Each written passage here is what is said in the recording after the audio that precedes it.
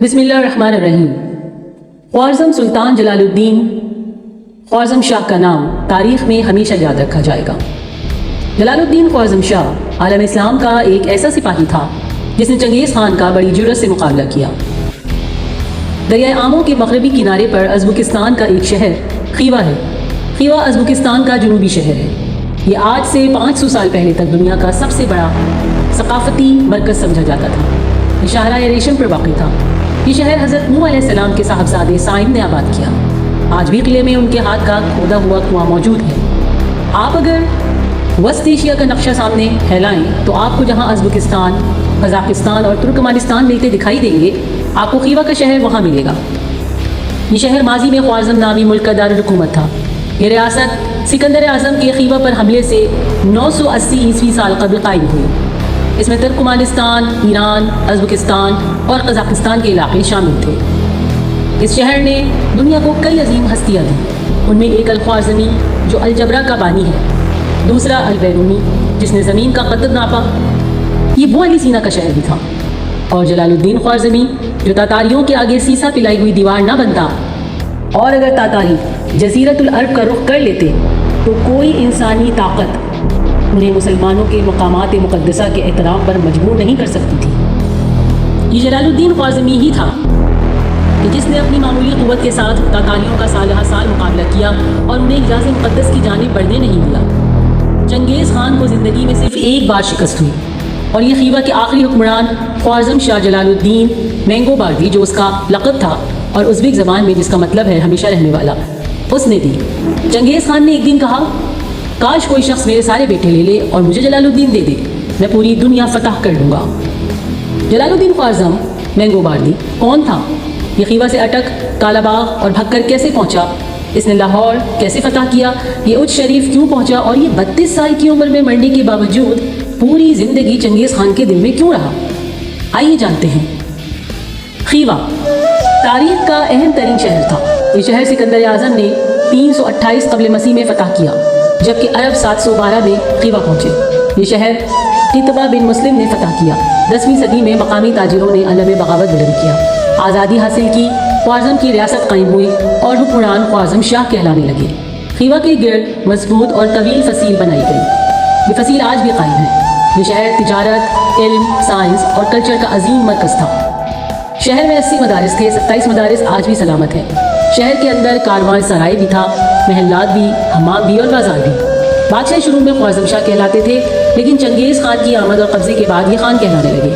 ये Khan Soviet union का हिस्सा बनने तक मौजूद रहे और ये खान ही कहलाते रहे। ये शहर 1017 ईस्वी में महमूद गज़नवी ने भी फतह किया, लेकिन शहर को असल नुकसान चंगेज़ खान ने पहुँचाया। चंगेज़ चीन से सेंट्रल एशिया में दाखिल हुआ।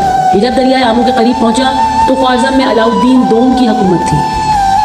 अलाउद्दीन एक बुज़दिल और सुस्त शख्स था, ताहम इसका बेटा जलालुद्दीन ज़ीरक और बहादुर था। जलालुद्दीन ने अपने वालिद को समझाया कि हमें चंगेज़ खान को दरियाए आमो पर रोकना चाहिए।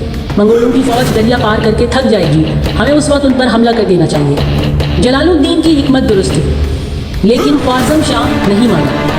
ख्वारज़म शाह का यानी अलाउद्दीन ख्वारज़म शाह का ख्याल था कि हमें चंगेज़ खान को समरकंद और बुखारा की फ़ौजों से लड़ने का मौका देना चाहिए। ये फ़ौजें जब मंगोलों को कमज़ोर कर देंगी तो फिर हम इस पर हमला करेंगे। ये हिकमत अमली गलत साबित हुई, क्योंकि मंगोलों ने दरिया आमो अबूर करते ही तबाही मचा दी। चंगेज़ खान समरकंद आया और उसने पूरा शहर जलाकर राख कर दिया और आगे बढ़ गया। बुखारा के साथ भी यही हुआ। मंगोल इसके बाद खीवा की तरफ बढ़े। शहर का मुहासरा हुआ तो अलाउद्दीन ख्वारज़म शाह आवाम को छोड़कर भाग गया और कैस्पियन सी के वीरान जजीरे में पनाह गुज़ीर हो गया। वो जिलावतनी के आलम में इंतकाल कर दिया, जबकि चंगेज़ खान ने खीवा की ईंट से ईंट बजा दी। मंगोलों ने कुल आबादी कत्ल कर दी, शहर लूट लिया और घरों को आग लगा दी। ख्वारज़म शाह के इंतकाल के बाद जलालुद्दीन बादशाह बन गया।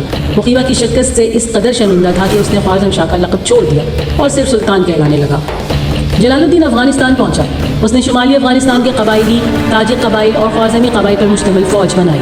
काबुल के शुमाल में हरवान के नाम पर एक इलाका है, मंगोलों से वहाँ लड़ाई हुई और जलालुद्दीन ये जंग जीत गया। ये चंगेज़ी फ़ौज की पहली और आखिरी शिकस्त थी। शिकस्त ने चंगेज़ खान को हैरान कर दिया और वो अपने तीनों बेटों के साथ तवील लश्कर लेकर जलालुद्दीन के ताक़ुब में निकल खड़ा हुआ। जलालुद्दीन इसका मुकाबला करना चाहता था, लेकिन बदकिस्मती से सफ़ेद घोड़े की मिल्कियत पर उसके ससुर और ताजिक सरदार के दरमियान इख्तिलाफ हो गया और ताजिक फ़ौज रात के अंधेरे में उसे अकेला छोड़कर चली गई। जंग हुई और जलालुद्दीन को हिंदुस्तान की तरफ भागना पड़ गया। درہ خیبر پار کیا اور وہ پنجاب کی طرف روانہ ہو گیا۔ چنگیز خان بھی اس کے تعاقب میں ہندوستان داخل ہو گیا۔ جلال الدین ڈیرہ اسماعیل خان بھی آیا، اس نے بکر بھی فتح کیا۔ وہ آخر میں ایک ایسی جگہ پہنچ گیا جہاں آج کالا باغ کا قصبہ اور اٹک شہر آباد ہے۔ آپ اگر موٹر وے کے ذریعے اسلام آباد سے پشاور کی طرف جائیں گے تو آپ جب دریائے سندھ کے قریب پہنچیں گے تو آپ کو موٹر وے کے دائیں جانب ایک چھوٹا سا گاؤں نظر آئے گا۔ یہ گاؤں ہنڈ کہلاتا ہے۔ ہنڈ ماضی کا اہم ترین شہر تھا۔ یہ بدھ مت کے دور میں پشاور ویلی کا دارالحکومت تھا۔ یہ سلطنت افغانستان سے لے کر اٹک اور اٹک سے لے کر سوات تک پھیلی ہوئی تھی۔ ہنڈ اٹک اور کالا باغ کے ایریا میں جہاں دریائے کابل دریائے سندھ سے ملتا ہے، جلال الدین وہاں کشتیوں کا پل تیار کرا رہا تھا، لیکن پل مکمل ہونے سے قبل ہی منگول فوج وہاں پہنچ گئی۔ منگولوں اور جلال الدین کی فوجوں میں لڑائی ہوئی، جلال الدین کو شکست ہو گئی۔ یہاں سے وہ گریٹ اسکیپ یعنی عظیم فرار شروع ہوتا ہے، جس کا اختتام بالآخر دریائے سندھ کے کنارے پر ہوا۔ 24 نومبر 1221 عیسوی کو اٹک کے قریب نیلاب کے مقام پر ایک خون ریز معرکہ ہوا۔ جلال الدین یہاں بھی بڑی بہادری اور دلیری سے لڑا، لیکن منگولوں کی عددی برتری انہیں کامیابی کے بہت قریب لے آئی۔ یہاں جلال الدین نے وہ فیصلہ کیا جسے چنگیز خان کو بھی حیران کر دیا۔ چنگیز خان اسے زندہ گرفتار کرنا چاہتا تھا۔ منگولوں نے جلال الدین کو گھیر لیا۔ اس وقت اس کے 3 اطراف منگول سپاہی تھے اور پشت پر دریائے سندھ پوری طغیانی کے ساتھ بہہ رہا تھا۔ جلال الدین نے گرفتار ہونے کے بجائے گھوڑے کو اینٹ لگائی اور گھوڑے سمیت دریائے سندھ میں چھلانگ لگا دی۔ اس عمل سے اقبال کا ایک مشہور شعر یاد آ جاتا ہے: دشت و دشت ہے دریا بھی نہ چھوڑے ہم نے، بحر ظلمات میں دوڑا دیے گھوڑے ہمیں۔ اگرچہ یہ شعر اقبال نے اسلام کے عظیم سپہ سالار عقبہ بن نافع کے لیے کہا تھا کہ جب انہوں نے اپنا گھوڑا بحر اوقیانوس یعنی اٹلانٹک اوشن میں اتار دیا تھا۔ بحر ظلمات سے مراد بحر اوقیانوس ہی ہے، وہ مقام جہاں سے سلطان نے چھلانگ لگائی تھی۔ گھوڑا ترک کے نام سے آج بھی معروف ہے۔ جلال الدین گھوڑے کے ساتھ تیرتا ہوا دریائے سندھ کے پار پہنچ گیا۔ چنگیز خان اس بہادری پر حیران رہ گیا۔ اس نے اس وقت کہا، یہ اگر میرا بیٹا ہوتا تو میں پوری دنیا فتح کر لیتا۔ دریائے سندھ عبور کرنے کے بعد جلال الدین کی جلا وطنی کا طویل دور شروع ہو گیا۔ وہ دہلی گیا، سلطان التمش سے ملا، اس سے منگولوں کے خلاف مدد مانگی۔ التمش نے اس کے خلاف اعلان جنگ کر دیا۔ وہ لاہور نکلا، کچھ شریف پہنچا، ناصر الدین قباچہ کو شکست دی اور سندھ کی طرف نکل گیا۔ وہ فوج جمع کرتا رہا، وہ ایران پہنچا۔ 1224 عیسوی میں منگولوں پر حملہ کیا مگر کامیاب نہ ہو سکا۔ وہ وہاں سے کاکشیا پہنچا، آذربائیجان فتح کیا، تبریز کو دارالحکومت بنایا، جارجیا فتح کیا، تبلیسی شہر کی اینٹ سے اینٹ بجائی، ترکی پہنچا، ترکی کے سلجوقوں کے ساتھ منگولوں کے خلاف اتحاد بنانے کی کوشش کی، دال نہ گلی۔ سلجوقوں نے بعد ازاں ایوبی فوج کے ساتھ جلال الدین کے خلاف اتحاد قائم کر لیا۔ یہ دونوں مل کر جلال الدین پر حملہ آور ہوئے۔ وہ سلجوقوں اور ایوبیوں کے خلاف زندگی کی آخری جنگ ہار گیا تھا۔ تاریخ کا مطالعہ کرنے والے بھی عام طور پر یہی سمجھتے ہیں کہ منگولوں کو پہلی شکست 1260 عیسوی میں فلسطین میں عین جالوت کے مقام پر ہوئی تھی، جہاں مشہور مملوک جرنیلوں سیف الدین قطز اور رکن الدین بیبرس نے منگولوں کو شکست کا مزہ چکھایا تھا۔ لیکن در حقیقت یہ کارنامہ اس سے کہیں پہلے ستمبر 1221 عیسوی میں جلال الدین خوارزم شاہ کی افواج انجام دے چکی تھی۔ یہ تاریخی جنگ مارکہ ہروان کہلاتی ہے، جو موجودہ کابل کے قریب لڑی گئی تھی۔ جلال الدین بذات خود بھی بہت بہادری سے لڑا اور یہ غیر معمولی کامیابی کے حاصل کرنے کے بعد منگولوں کو پہلی شکست دی، جس کے ساتھ یہ تاثر بھی ختم ہو گیا کہ وہ ناقابل شکست ہیں۔ خود چنگیز کا درباری مورخ ملک جوینی تاریخ جہاں کشا میں لکھتا ہے کہ تب چنگیز نے اپنے 2 بیٹوں سے مخاطب ہو کر جلال الدین کی طرف اشارہ کیا اور کہا، بیٹا ہو تو ایسا۔ جس وقت جلال الدین نے بغداد سے رابطہ کیا، جہاں اب بھی اسی خلیفہ ناصر الدین باللہ کی حکومت تھی، اس نے جلال الدین کے مطالبات پر کان ہی نہیں دھرے بلکہ الٹا ان پر جنگ مسلط کر دی۔ وہ الگ بات کہ بری طرح شکست بھی کھائی اور خوارزم شاہ کے خلاف یہی کدورت لیے اگلے سال مر بھی گیا۔ سلطان جلال الدین نے دیگر مسلم حکمرانوں سے مدد طلب کی کہ آؤ مشترکہ دشمن یعنی منگولوں کے خلاف مل کر لڑے، لیکن یہ سب اتنا آسان نہیں تھا۔ دراصل خوارزم شاہ جو سلطنت تھی اس کی شہرت آس پڑوس میں اچھی نہیں تھی، اس لیے کہ انہوں نے اپنی حکومت سلجوقوں، قراخانیوں، غوریوں اور غزنویوں بلکہ سب سے لڑ کر ہی بنائی تھی۔ وہ تو عباسی خلافت کے بھی در پہ تھے، اس لیے جب ان پر برا وقت آیا تو کسی نے مدد کو ہاتھ نہیں بڑھایا۔ پھر یہ بھی واضح رہے کہ اگر جلال الدین کامیاب ہو جاتا تو وہ مسلم دنیا کی سب سے بڑی سلطنت کا حکمران بن جاتا، جو شاید ایک مرتبہ پھر اپنی تمام پڑوسی ریاستوں کے لیے خطرہ بن جاتا۔ یہی وجہ ہے کہ سلاجقہ روم کے علاؤدین کے قبات کے سوا کسی نے حوصلہ افزا جواب نہیں دیا۔